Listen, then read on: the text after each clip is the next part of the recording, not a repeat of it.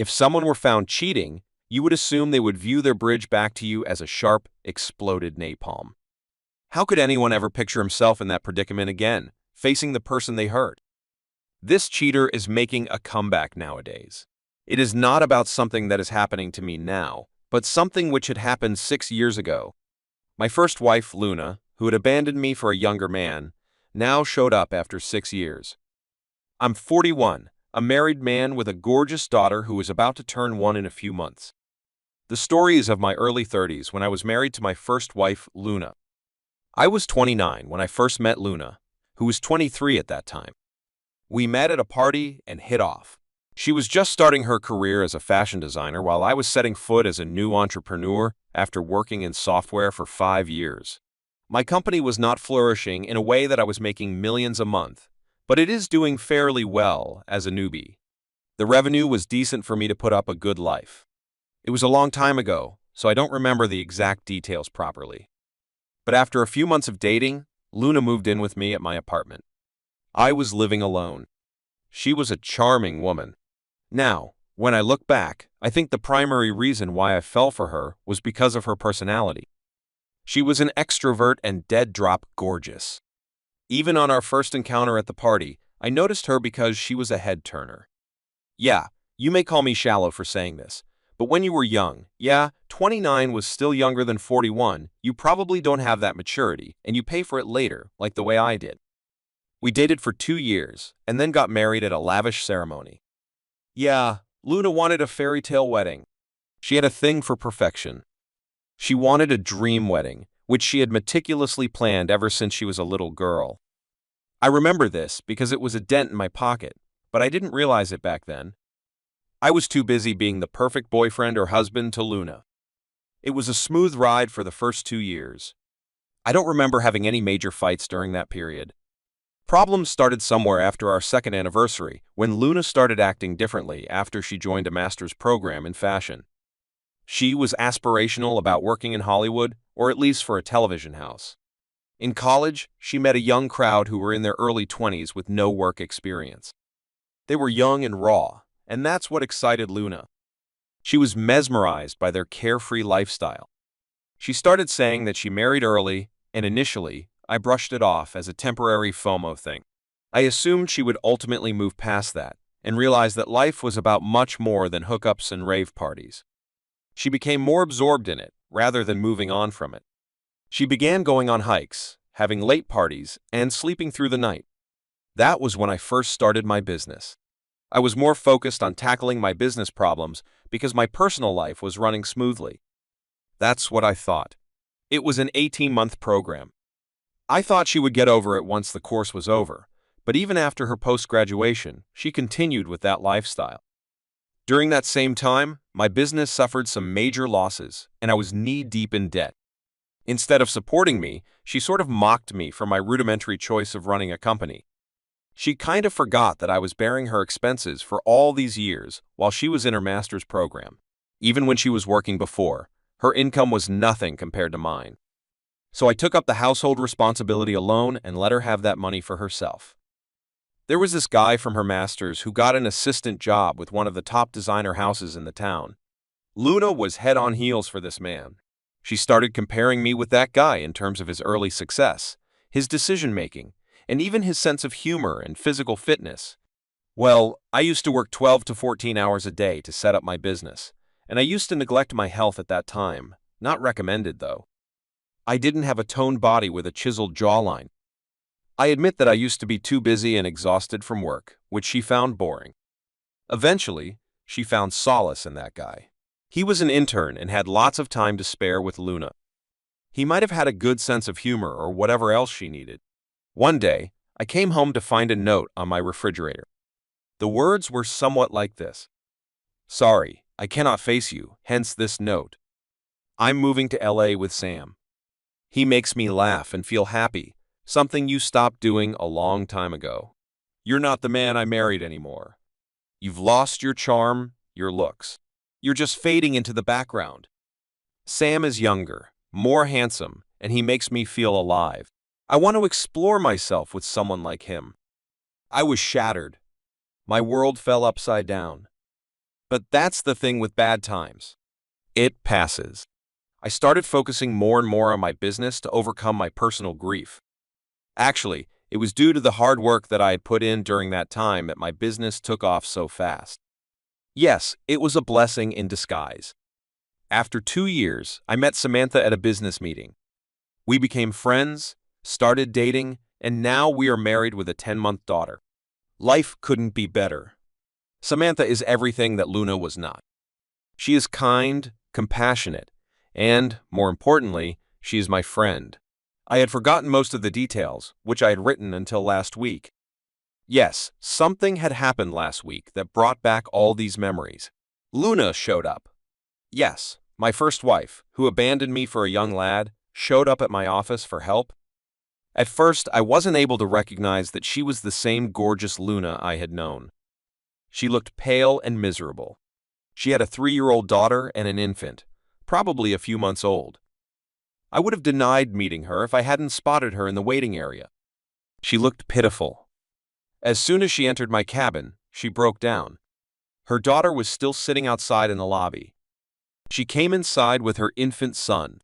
She kept saying sorry and cried like she was in grave pain. It was also very emotional to see her after 6 long years. The last time I saw her, I used to love her.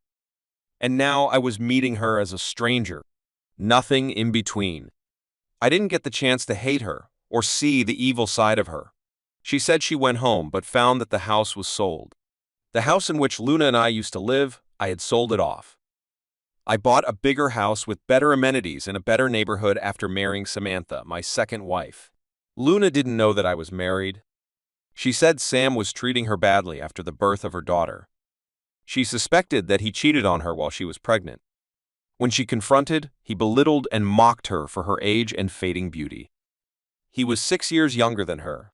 She struggled to make a decent living and was dependent on him, so she had to put up with his nuisance. She said that it had become pathetic during her second pregnancy and childbirth. Sam didn't even show up at the hospital. She called her cow and other demeaning names such as Fat Aunt and Oldie. She felt humiliated to share the roof with him. So, basically, she abandoned him as well. When Luna abandoned me, I wished her a miserable life. But when she actually told me how miserable her life was, I was not pleased. I felt bad for her. She went into an apologizing mode and asked me to forgive her. She said karma had cursed her for hurting me. She said she was young and immature to not differentiate between right and wrong people. I asked her to calm down and said that I had forgiven her and I had moved on. She held my hands on her cheeks and cried hard. She pleaded with me to take her back and promised to be the best wife. I retreated my hand and told her I was married and had a baby. I turned my family photo frame towards her. She grabbed it, looked at it closely, and started crying. I didn't know what to tell her, so I stood quiet. She stood up and said that I was her last hope, but seeing the picture, it looked like she had none. I didn't say anything, and she left. After Luna left, I immediately called up Samantha and told her everything. I wasn't able to concentrate at work, so I went home early. I was unmistakably sad. Samantha tried to calm me down that I was not the reason for her troubles.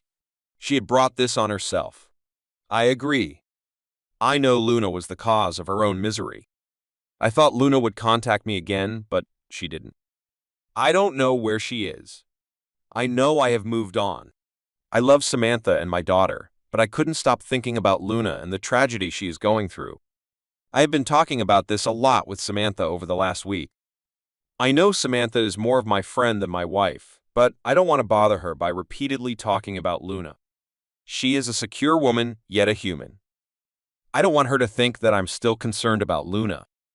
I have no feelings for Luna at all. But her sudden appearance out of nowhere, and after knowing her pathetic life, I'm actually disturbed. Let's dive into the first update. It's been more than 5 months since I posted my story about how my ex-wife, who abandoned me without any explanation, returned to my life and asked me to take her back. After I told her that I have a second wife and daughter now, she left. She didn't contact me again until a few days back. She again arrived at my office. I was in a meeting when my assistant dropped a note that I had a visitor named Luna. It was an important meeting, But after hearing her name, I couldn't focus further on my work. I closed the meeting and went to meet her. Luna looked even more pathetic than last time. She said she was distraught to know that I was married, so she went back to Sam. She tried to give it another shot with Sam, but she was getting worse every day. She recently discovered that he was sleeping with other women from his work.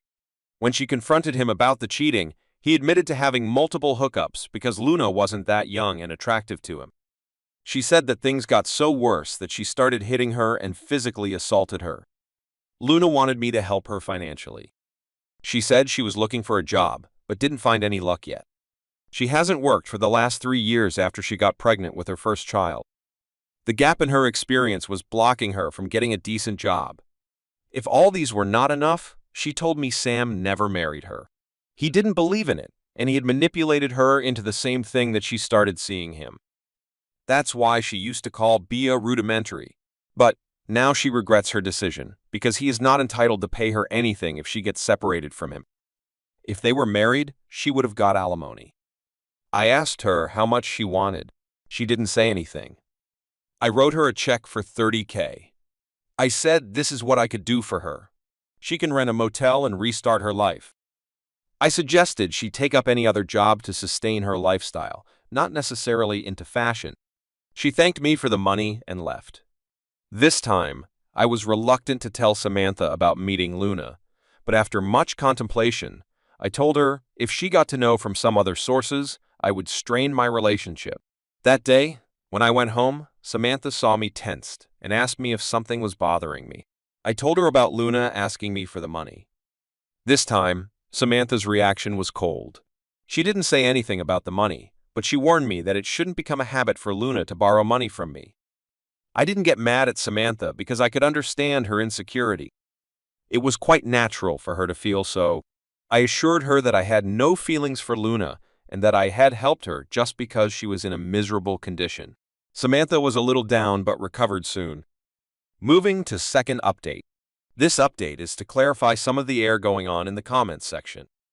Some of you said it seemed that I still had feelings for Luna and that I might take her back or cheat on Samantha with Luna. No, guys. There is nothing as such. Maybe I was just taken aback by the sudden appearance of Luna because I had never expected her to show up in that condition. And even in the next meeting, I wasn't eager to meet her. I had just helped as I would have helped any other person. I might have moved on, but I haven't forgotten how ruthlessly she used to mock me, humiliate me, and then finally abandon me, especially when I'd done so much for her. That was the worst phase of my life. It's not easy to be dumped after 4 years of marriage. So, yeah, I'm not going to screw up my beautiful life with Samantha. I'm well aware of drawing my boundaries with Luna. This is not a backlash on anyone. I just wanted to clarify my stand. We'll update the thread if anything develops. Diving into the third update. Thanks for keeping me grounded and in check with your comments. After I posted the clarification here on the last update, I confronted this with Samantha as well. I assured her that I loved her to death, and I would never do anything that would ruin my marriage. I know she was a secure woman, but I didn't want her to have any second thoughts about my intentions. I felt so good after opening my heart to her. She said she trusted me but was also concerned that I might take back Luna. Samantha was the woman who supported me at my lowest. She was the mother of my daughter. I can never let her down.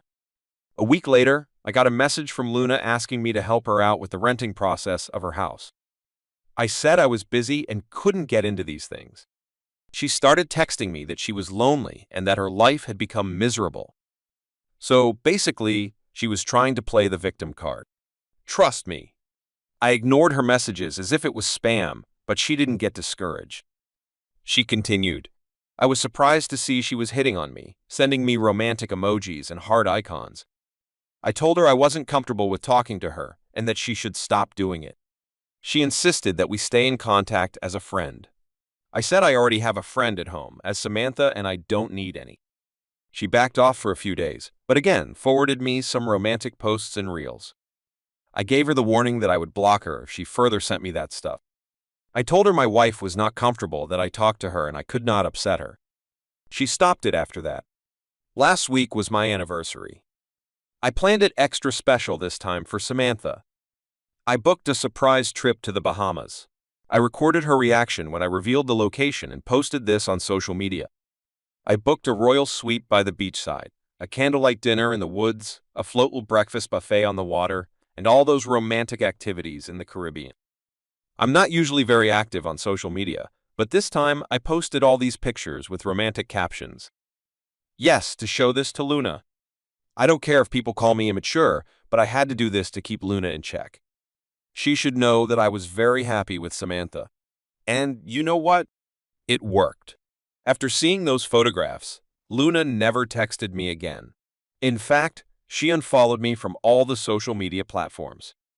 I was glad she did that. I hope she will stop bothering me now. Comments on the thread. You fell for her games yet again. And in doing so, you jeopardize your marriage with Samantha. Of course, Luna would manipulate you and try to bleed you dry. Moving to update 4. Thanks for all the wishes. Yes, the Bahamas was great. For people who have inquired about the trio details, I have shared the itinerary with the cost breakup in a different thread. Link here for people who are interested in this. Talking about my current situation, I was guessing that Luna would take her clues and would not bother me any further, but I was wrong. Just a few days back, she again showed up at my office. When my assistant informed me about her, I deliberately made her wait for a couple of hours, because for the last 2 times, I met her immediately, and it might have given her the wrong signal. When I met her, I intentionally acted busy and didn't pay attention to her words. She was again in her sobbing mode, that her life was falling apart. She was not able to raise her children properly, and that stuff. I asked her to cut Chase to the point because I didn't have the time. Her face turned red, and it was evident that she didn't like the way I spoke to her. She came up with a demand for money. Samantha was right to warn me that Luna's money request should not become habitual, and I could sense it was becoming her habit to ask me. Actually, not ask. It sounded like a demand. She said she needed a house, or at least $100K. Though I was earning good, a house or even $100K was still a big thing for me. I told her I could not give her any house or even that much amount of money. She said she needs at least $60 to $70K to start her life again, with buying a house and other utilities and also admitting her children to the school. I don't know if she felt entitled to my money. I said I sympathize with her, but this doesn't mean she can demand anything she wants. I don't owe her anything, right? She was the one who left me for a new, profound lifestyle. I was furious at her demand. I asked her how she felt entitled to my money and how I was responsible for setting up her life. I have helped her earlier, as an act of charity and nothing else. She started crying at the charity remark. I was so done with her drama now. I no longer felt bad for her. I had paid her enough money to rent a house and meanwhile search for a job. But she didn't. When she was done crying, she swiftly held my hand and asked, "You didn't mean it, right?" The charity thing. I told her I meant every word I said. It was nothing but charity to me. She sobbed and said, "I know you were lying. You still love me." I shrugged her hand off me and warned her not to touch me ever again. I said I loved no one but Samantha and my daughter. I unleashed my suppressed anger and gave her the lesson of her life. I told her that she was the one who went after a younger guy and kicked me out of her life. I used to love her dearly, but she belittled my feelings and my emotions. She had made a choice when she chose a P over me, and now she has to live with that. She stood up and said she came to me with the hope of getting help, but I was humiliating her. I said I was done with her victim play. I had helped her the best I could. Now, she was trying to use me, and I could not be that fool to let her walk over me every time. I told her that she should be grateful to me that I was talking to her politely and helped her. Had I been any other guy, she would have been kicked out of my office on the very first day she entered. Instead of being thankful, she was being a homewrecker. She was trying to manipulate me and strain my marriage. I'm not a fool to see through her intentions. She stormed out of my office after all this. I yelled at her back, never to show me her face again. She didn't reply but banged my office door behind her. Misery teaches humility, and I think she hasn't learned that yet. Whatever it is, good for her. As for me, I'm done with her. I have instructed my reception desk to not entertain Luna any further. If she ever tries to step in, she will be denied entry. I've also blocked her across all platforms. There is no way she can contact me. I have a beautiful life, touch wood, with Samantha and my daughter, and I wouldn't let my past ruin it.